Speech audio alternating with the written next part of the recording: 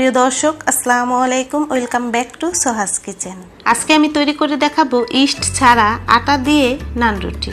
নরম তুলতুলে নান রুটির আরেকটি রেসিপি আমার চ্যানেলে দেয়া আছে, চাইলে সেই ভিডিওটিও দেখে নিতে পারেন। নিচে ডেসক্রিপশন বক্সে লিঙ্কটা পেয়ে যাবেন। রেসিপিটি ভালো লাগলে চ্যানেলটি সাবস্ক্রাইব করার অনুরোধ রইল। যারা আমার চ্যানেলটি সাবস্ক্রাইব করেছেন তাদেরকে অসংখ্য ধন্যবাদ। তো চলুন রেসিপিটি দেখে নিচ্ছি। প্রথমে একটি মিক্সিং বোলে দিয়ে দিচ্ছি 3 কাপ আটা।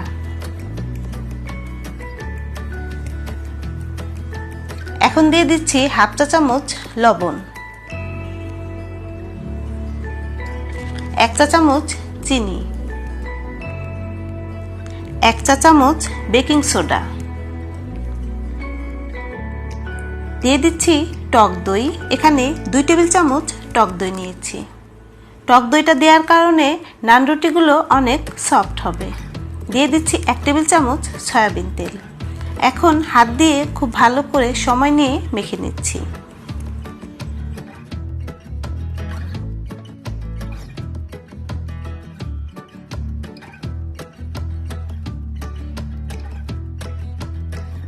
এখন একটু একটু করে নরমাল তাপমাত্রার পানি দিয়ে ডো তৈরি করে নেব।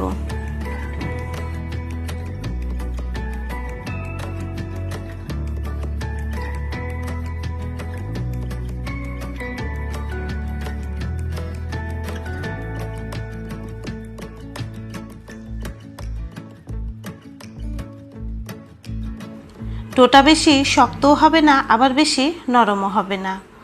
প্রায় 3-4 মিনিটের মতো আমি মথে নিয়েছি। কতটা সফট হয়েছে দেখতেই পাচ্ছেন। এখন রুটি তৈরি করার জন্য লেচি কেটে নিচ্ছি।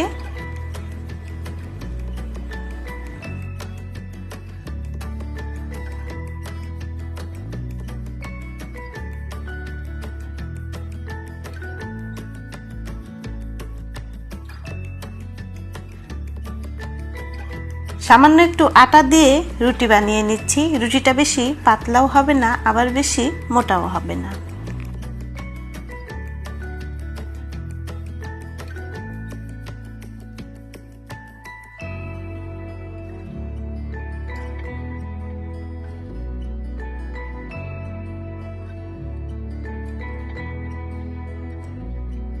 এখানে আমি লবণ আর পানি মিক্সড করে নিয়েছি।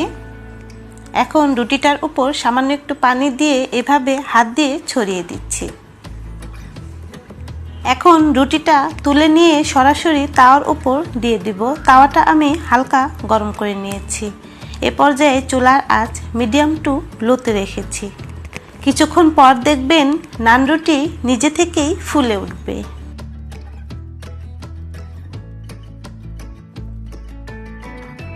যখন এরকম ফুলে উঠবে সে পর্যায়ে তাওয়ার হ্যান্ডেলটা ধরে উল্টিয়ে দিতে হবে। খেয়াল রাখতে হবে যেন বেশি পুড়ে না যায়।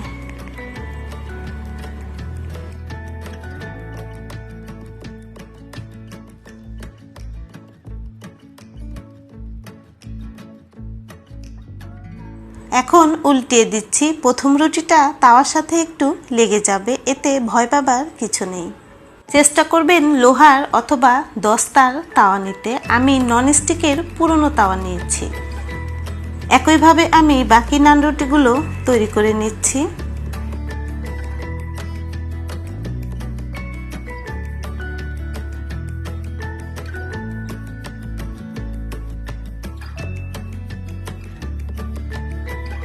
আশা করি ভিডিওটি আপনাদের কাছে ভালো লেগেছে। ভালো লাগলে আবারও বলছি, আমার চ্যানেলটি সাবস্ক্রাইব করে পাশের বেল বাটনটি বাজিয়ে রাখবেন। আর হ্যাঁ, ভিডিওতে একটি লাইক দিতে কিন্তু একদমই ভুলবেন না। সবাই অনেক অনেক বেশি ভালো থাকবেন। ইনশাল্লাহ আবারও ফিরে আসবো নতুন কোনো রেসিপি নিয়ে।